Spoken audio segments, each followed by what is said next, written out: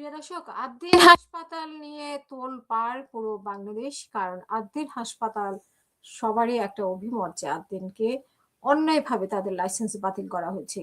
৬টি নবজাত শিশুকে কেন্দ্র করে, শিশুর মৃত্যুকে কেন্দ্র করে যেই প্রক্রিয়ায় আদ্দিন হাসপাতালের লাইসেন্স বাতিল করা হলো, সেই প্রক্রিয়াটি আসলে খুবই বিতর্কিত। কারণ আদ্দিন হাসপাতাল জামাতের মালিকানাধীন একটি হাসপাতাল। ইসলামী ব্যাংকের পরে আদ্দিন হাসপাতালকে টার্গেট করা হয়েছে, এমনটাই বলা হচ্ছে। এবং বিশেষজ্ঞরা তাই বলছেন, রাজনৈতিক বিশেষজ্ঞরা বলছেন যে আদ্দিন হাসপাতালকে উদ্দেশ্যপ্রণোদিতভাবে এবং জামাতের প্রতিষ্ঠানগুলোকে এক, এক করে বন্ধ করার জন্যই সরকার উঠে পড়ে লেগেছে। এমনটাই বলার চেষ্টা করছে।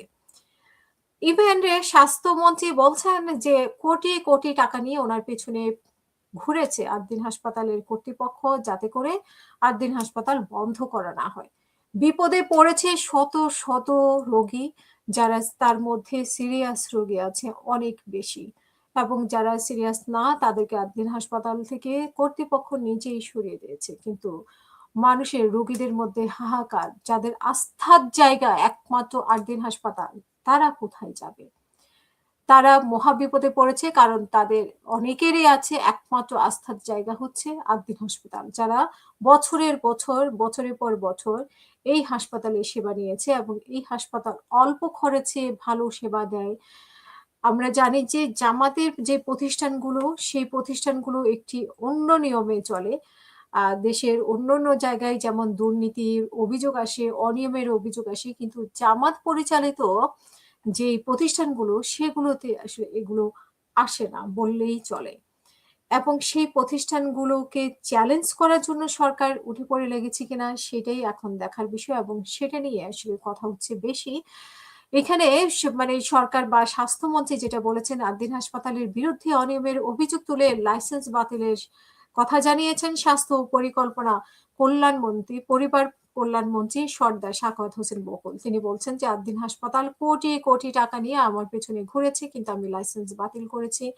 এবং তিনি বলছেন যে বর্তমান সরকার দুর্নীতির বিরুদ্ধে কঠোর অবস্থান নিয়েছে এবং কোনো অনিয়মের সঙ্গে আপোস করা হবে না। তিনি দাবি করেন যে বিগত সরকারি সময় দুর্নীতির মাধ্যমে দেশে অর্থ বিদেশে পাচার করা হয়েছে, কিন্তু বর্তমান সরকার সেবা নিশ্চিত করতে কাজ করছে। আদ্দিন হাসপাতালে কোটি, কোটি টাকা নিয়ে ঘুরেছে এবং আল্লাহর রহমতে আপনাদের দোয়ায় কোনো লাভ হয়নি। প্রধানমন্ত্রী বলেছেন যে আপনি যা করবেন আমার সমর্থন আছে। তো প্রধানমন্ত্রী আসলে সমর্থন দিয়ে যাচ্ছেন স্বাস্থ্যমন্ত্রীকে। তো পুরো সরকারই কি মানে এই এই মানে ইসলাম যারা জামাত ইসলামের যেই প্রতিষ্ঠানগুলো, সেই প্রতিষ্ঠানগুলোকে লক্ষ্য করে করছে, নাকি এটা কাকতালীয়ভাবে হয়ে গেছে যে ইসলামী ব্যাংকের পরে আদ্দিন হসপিটাল? কিন্তু একটা হসপিটালের তাৎক্ষণিকভাবে লাইসেন্স বাতিল করার অর্ডার দেওয়া, এটা যেমন অনিয়ম তেমনি মানে যেমন বিতর্কিত, ঠিক তেমনি অমানবিকও বটে।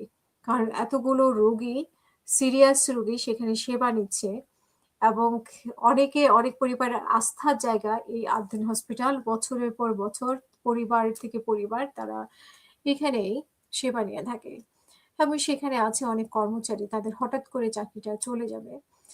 তো সব মিলিয়ে এটা একটা অমানবিক এবং অনিয়মতান্ত্রিক বলেই অনেকে মনে করেন। প্রিয় দর্শক, আপনারা কি মনে করছেন? আপনাদের কমেন্টের মাধ্যমে একটু জানাবেন প্লিজ।